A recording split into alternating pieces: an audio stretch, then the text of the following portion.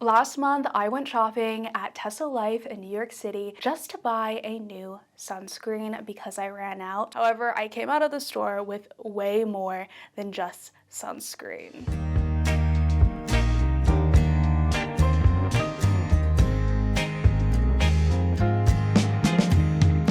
Congratulations, you have made it to the haul portion of this video.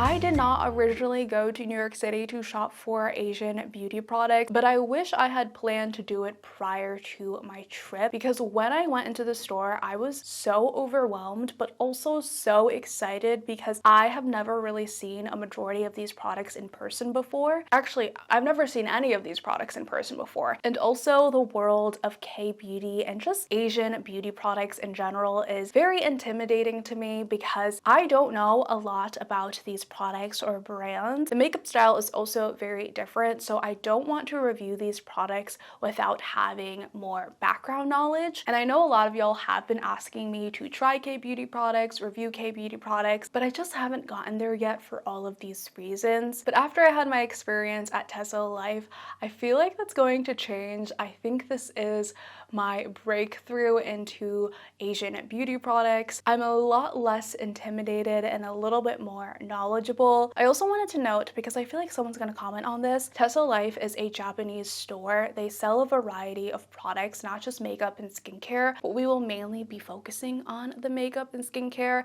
They don't just sell Japanese beauty, but they also sell Korean beauty, Thai beauty, etc. You'll see when you watch the shopping portion that there are so many brands to choose from. I'm really interested to hear what your favorites are and what I should try in the future. And with all of that being said, make sure you watch until the end of the video to find out what I bought. Welcome to Teso Life, located on 1265 Broadway, New York City. On the outside, the store looks pretty small and bare, but don't judge a book by its cover, because I did not expect that these pretty pink stairs would lead me to my version of heaven. Aisles and aisles filled with Asian skincare, body care, food, stationery, home goods, toys, and of course, lots of makeup. Now, I didn't originally plan to film a YouTube video, but after seeing all of the makeup, I decided to switch my camera from vertical to horizontal because I thought you need to see it all. Now, this is the Viral Judy Doll mascara that I have been dying to try. They also had these lip products with metal tips, which I've never seen before. Let me know if you've tried it. I was surprisingly shocked to also see that there were testers in this store, and I love that they hung up images to show you swatches of some of their products. This was beyond my initial expectation when coming to the store. Everything in the store was so freaking cute. I could not resist this Flower Nose Never Shop creamy matte lip clay. They also have matching heart-shaped blushes, but as you can tell, the shades might be a little too light for my skin tone. Now, this right here is only half of what you see. The store looks small based off of this clip, but I promise you it is so much bigger than this. I've never tried any of these brands before, including 3CE, which you've probably seen all over social media. I'm considering this butter cream eyeshadow palette, or even trying one of their many lip products. Now, next to 3CE is a whole section of Flower Nose, known for their coquette ethereal packaging. You know, this fits my vibes. I've always been very intrigued by this brand, but I found a lot of the shades were a little too pale for my skin color, unfortunately. And speaking of pale, they had a variety of cushions, but you can already guess why I'm not buying any. And before you say anything, yes, I understand that these are not originally marketed for US consumers, but that doesn't mean I can't wish for there to be more shades. I've also heard great things about Romand lip products. I think that's how you pronounce them. I have no clue at this point. I'm just guessing. And I love that they have all of these shades of red and orange. If you know me, I love a good terracotta lip color, but they are making it so hard to choose which color to take home. I kind of just want to buy it all. And I didn't think things could get better, but look at this packaging. I've seen this brand all over social, and to be able to swatch and pick a color in person is so exciting. There are two different formulas. One is more like a soft matte cream and the other has a gloss finish. I am definitely going to be taking these home with me. Now, I don't think I've ever seen the brand Desique before, but their juicy dewy lip tints look like something that I might enjoy. I'm hoping that maybe this formula is even better than the Rare Beauty lip oil stain. This palette looks very similar to the 3CE palette, but with a bit more shimmer, and I love that it looks like chocolate. I'm not sure which one I'm going to buy, but if you've watched this far, let me know by commenting a chocolate emoji and watch until the end to find out which one I choose. Now, this section is completely foreign to me. I think I would describe these as like the drugstore products of the store because the prices were lower and the packaging felt slightly cheaper. Now, don't get me wrong, even though it felt cheaper, the packaging was still very cute. There just wasn't anything that I felt worth taking a chance on. The Can Make Tokyo brand has a variety of single powder products that you can put in a palette for $3.99 each, which is actually pretty cheap. I don't remember the last time I bought a beauty product for $3.99. They also sell a lip trick liner, which I'm guessing is like a contour and highlighter for the lips. I've never seen anything like this on the US market, so I'd be really interested to see how this is used. And these are their powders and lip products and even more cute packaging. And if you thought I was done, you are totally wrong because there is so much more. I haven't even touched the half of it. I found the viral Para Velvet lip products, which I have been wanting to try for a while, but again, same problem. There were so many shades to choose from. By this point, I had decision fatigue. And then if you look down the aisle, there are even more makeup products. This section, which is for the eyebrows. And if you just so happen to be a face mask junkie, take your pick because this entire aisle is dedicated to face masks. I do really want to try some eye masks, but I have no idea what to choose. Let me know if you have any recommendations in the comments. Now, this is a brand I know absolutely nothing about, but the packaging is just really pretty. I even spotted the Skin 1004 brand and Round Lab, which you've probably seen all over TikTok, but I think I've got enough things in my basket. I came in here for sunscreen, and somehow I'm coming out with so much more. Congratulations, you have made it to the haul portion of this video. Look at how freaking huge this bag is. I don't remember the last time I had made a purchase this big. I think probably it was Sephora. That's literally the only place that I shop at this point. So it was really exciting to just kind of like indulge. Truthfully, I think I wish I had a better plan. I wish I had expected to go to this store because I would have done a lot more research about products to buy and recommendations that other people have. But with that being said, I'm not mad about the things that I bought. I'm very excited to share them with you. I think I'm gonna start with skincare because I have less skincare to share with you. The first thing and what I actually went to the store to buy was a new sunscreen because I ran out of my favorite sunscreen, which is from Skin 1004. I ended up purchasing something different. This is the Torridon Dive-In Moisture Sun Cream with SPF 50 PA++++++.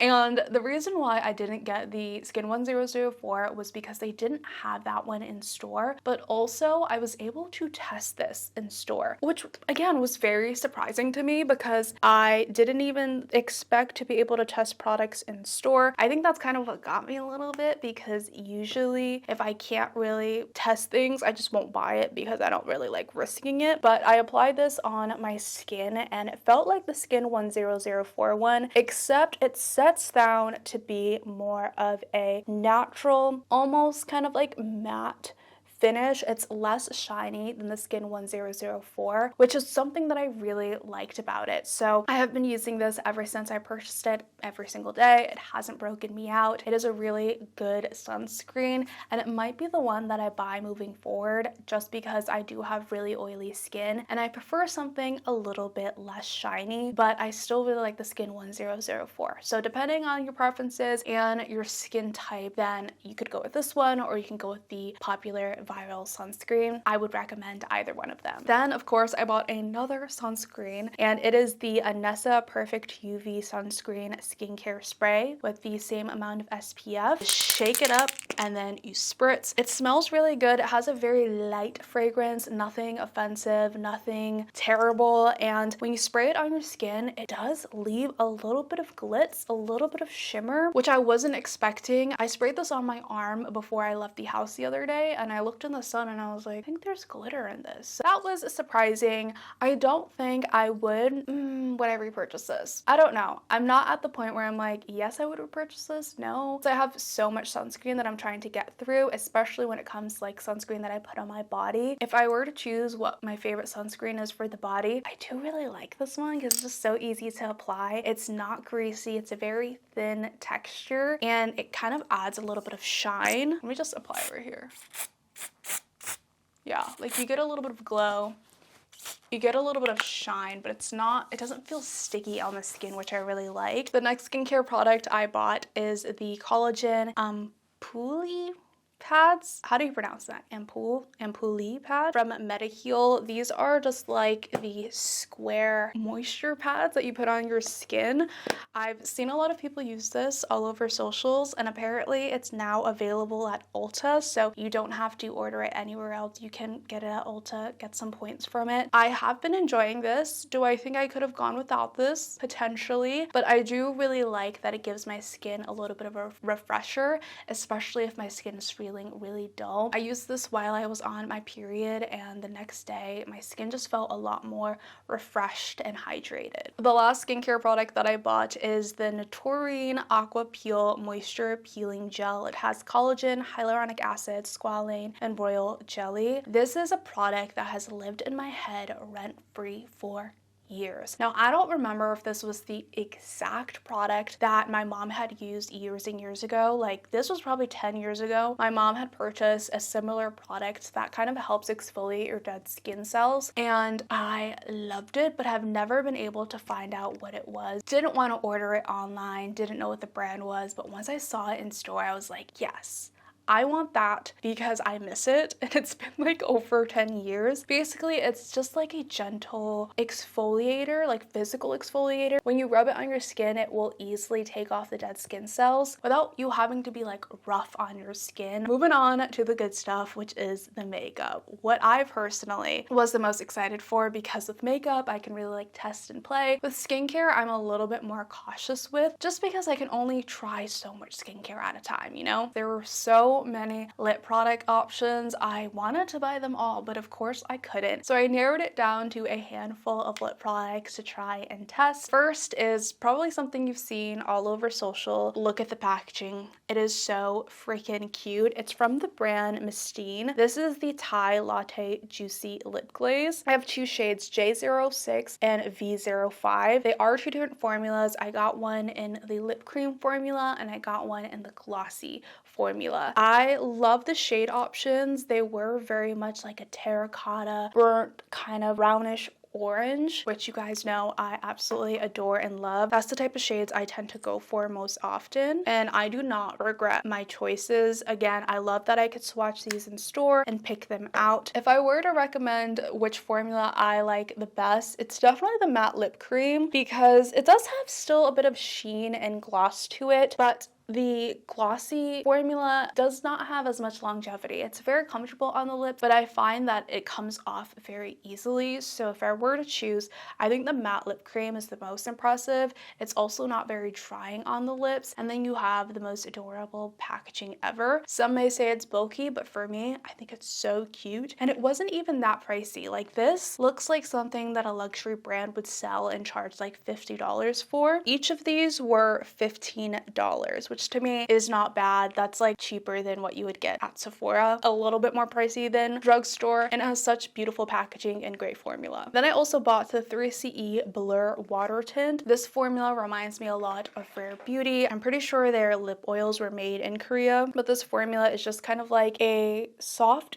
sheen, but it sets to stain your lips. I really love this color. I have it in Baked Beige, and I like the formula, but it is slightly drying, actually not slightly drying, like very drying, and it can seep into the lines of your lips. So for that reason, it's not my favorite, but I do still like it. Like I would rate this maybe like a 3.5 stars out of 5. And then I also bought the Deceek Juicy Dewy tint. This is in the shade Orange Coke. I don't really like this one. I don't. This has a very strong scent, which kind of attracted me to it at first, and I did swatch it in store. I really liked the glassy sheen to it. The photos also kind of sold me on this because it gave that really nice like juicy lip. I just feel like it's kind of too sheer. I'm really glad I didn't buy another color. And as much as I like the sheen to it, I just have other lip glosses that give the same sheen. I don't find this to be really special at all. And of course, I couldn't leave the store without buying the Viral Para Ink Velvet. I have the shade in number 26. Now this formula is really nice. I love that it's like this soft matte velvet feeling. It can be used on the cheeks. It can be used to kind of give you like that blurred lip look. And it's very, very pigmented. So this shade is actually slightly too light for me, but the fact that it is so pigmented, it definitely shows up on my lips. Kind of wish I went for another shade, but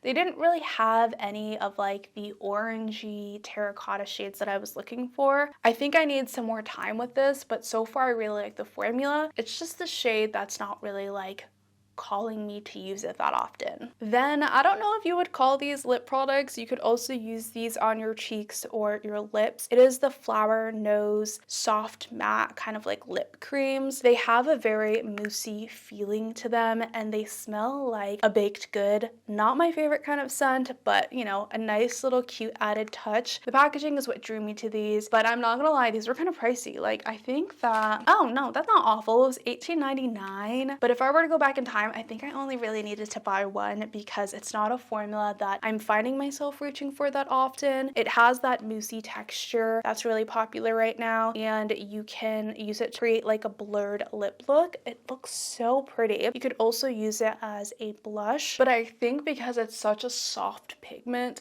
and it's not overly done, it doesn't fit my current makeup style, so I don't find myself reaching for it that often. But I have used this on my no makeup days and I really like the way that it looks. Now let's go ahead and move on to eye products. I got the Judy Doll Viral Mascara. This has the slim iron kind of mascara wand, and it does a really good job at lengthening my eyelashes and also keeping a curl. These aren't advertised or marketed as waterproof, but they might as well be. I use a waterproof mascara every time I do makeup, and this is more bulletproof than my usual waterproof mascara. I find that this is a little bit harder to take off than my L'Oreal Butterfly mascara, so keep that in mind. I know those of you who complain about mascaras being difficult to wash off, and these are one of them, but because of that, it holds my curl the best. I'm wearing it on my lashes today. I really like how this keeps my eyelashes curled all freaking day. It doesn't really give me much volume, and I kind of hate that it's kind of difficult to separate because it doesn't have bristles, but I could always go in with one of the lash separators and do that instead, so it doesn't really bother me that much. Is this my favorite mascara in comparison to the L'Oreal Butterfly? I don't think so. I think I still like the L'Oreal Butterfly more, but I would say this is something that I recommend if you have hard to curl lashes. The last makeup product that I bought is actually an eyeshadow that I'm wearing on my eyes today, if you are wondering. This is the Deceek? There's no other way to pronounce that, right? Deceek. I'm like super paranoid because people get angry at me in the comments when I pronounce things wrong, but it's the Deceek shadow palette in the shade Chocolate Fudge. I could not resist this. I thought it was so freaking cute in the store. Formula also seemed promising when I swatched it. Have it on my eyes today and I'm obsessed. Make fun of me all you want, but I am obsessed, okay? At first, I wasn't sure if this was a good purchase because I mainly just used the mattes and I was just very underwhelmed. I felt like the formula was just not pigmented enough. It was almost too soft for my eyes, and especially because I have brown skin, they can, like, non-pigmented eyeshadows can just appear, like, they just don't appear at all. Like, it just washes away, it blends away. And don't get me wrong, some of these shadows, they do kind of blend away on the eyes if you don't prime it. So with a primer, I think this works pretty decently. I think what really stands out is the color story. I know it's just another warm, neutral color story, but they did such a good job in terms of a variety. You have a really deep shade, and then you have a very light shade, you have medium shades, you have 2 shades with different undertones, and then you have 2 shimmers, but they're different enough. They're not really repetitive. I also want to show you some products that I got in PR from Tear because they are a K-beauty brand. This is not sponsored. I just wanted to share it with you so you can kind of see what I'm trying out. You can see what I'm testing and getting to know a little bit more. And I have also gotten requests in the past to talk about the Tear cushions, and I'll give you my initial thoughts, but I don't think I'm ready to give you my full thoughts yet. And that's just the thing about my channel. Like, if you watch my videos, I will take forever to really give you my full thoughts and reviews, and that's just because I want to be as thorough as possible. I want as much time with the products as possible. I also don't want to be a makeup reviewer. Like, I don't want to be that channel you go to for the latest and greatest, newest makeup reviews. I just want to do things kind of organically on how often I try products, and then when I'm ready to talk about it, I talk about it. And if I don't talk about it, probably because I hated it and decluttered it. Or if I do talk about it, it's probably because I think it's useful information. Anyways, Tear did send me their cushions, which was very exciting because, as you know, in the video, I talked about how a lot of the cushion options are just not remotely close to my skin tone, so I wasn't even going to bother. But Tear does have a wider range of shades for a Korean cushion, which I think is really cool because then more people can actually use their products. And I've always wanted to try a cushion foundation. I just could never find my shade. They sent me a handful of shades, and I have to say they were all still very pale on me. I didn't want to open all of them, but I ended up having to open all of them because for some reason when I put them on my skin, I'm like, something still doesn't look right. Like, something still looks slightly pale on me. I don't really like these shades on my skin tone. With all of that being said though, these shades are going to be as good as it gets when it comes to Korean cushion foundations on my skin tone. So the closest shades that I found for me are 29 Natural Beige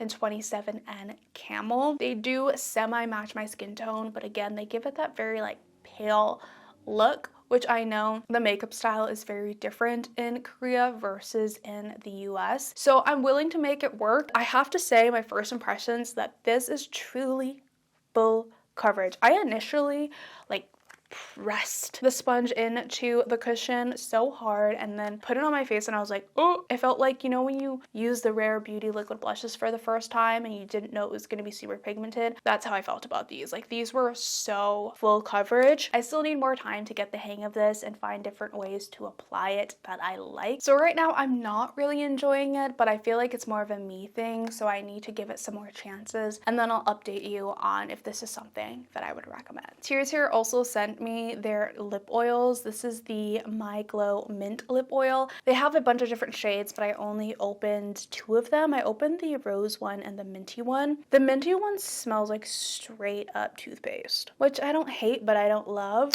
The formula and the applicator is giving very much Dior. I think this is a little less sticky than, you know, it's very much less sticky than the Dior one. It gives a really nice shine to the lip, but I don't think you need to run out and buy this. Like, if you have a lip oil that you like, this isn't really anything special. Then I also got the Tear Mask Fit Makeup Fixer. This is supposed to give a long-lasting blurry effect moist finish. First of all, I absolutely love the little red of Tear. I think that this color is so pretty. I've been obsessed with this color lately. The mist on this, incredible. Very fine, evenly distributed mist. The smell, there's really no fragrance there. I personally really like to use this before I powder. So I use it to set my foundation, my creams, my liquids, and then after that I apply on powder. I like that this isn't an overly glowy fixing setting spray.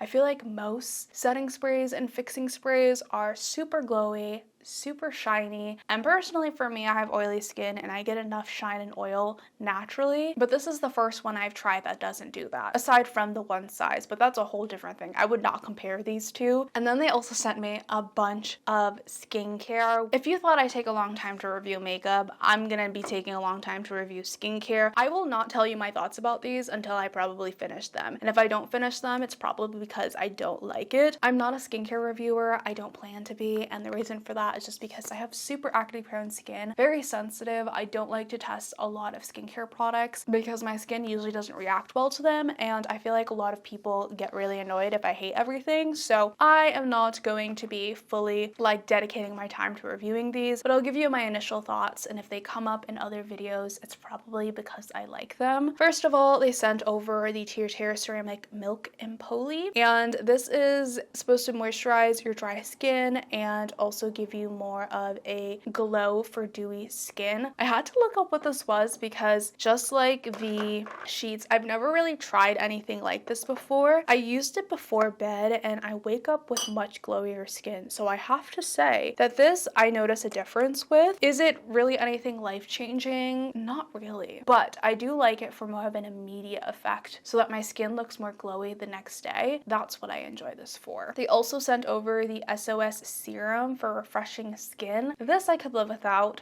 Again, I haven't used much of it, so keep in mind these are first impressions. I will have to use it all up, and if I don't, it's probably because I don't like it. I just don't feel like this is like doing anything for me. Like it just adds an extra layer of moisture, which is nice, but other than that, it's like okay. And what I'm most excited about is their milky skin toners. I love a good milky toner. You guys know that the Elle Face Space Milk Essence Toner, whatever you want to call this, is my all-time favorite. I love this stuff so much. So once I finish that up, I will be trying the Tear toners. I don't want to open and try it yet because I want to finish the Elle one first, but best believe that once I finish the Elle one, I'm gonna try these and see if they are better than the Elle one, because I'm pretty sure these are cheaper and that would just save me so much more money. This also has so much more product in it. Like, how much is the Elle one? The Elle comes with 3.4 fluid ounces, but each of the Tear skin toners comes with 5.07. So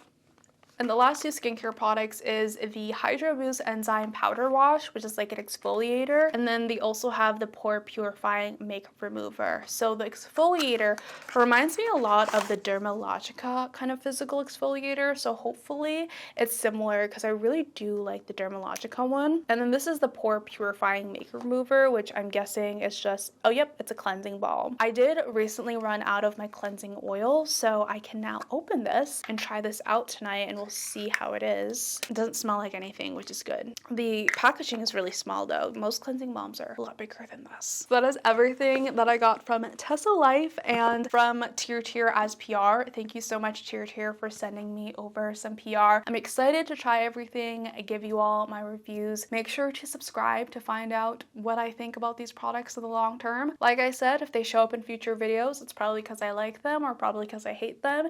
And if they don't, it's probably just not good enough to talk about. As always, I want to hear your thoughts in the comments below. Let me know what some of your recommendations are. If you enjoyed the video, give it a thumbs up, subscribe if you're new to my channel, and I'll catch you on the flip side.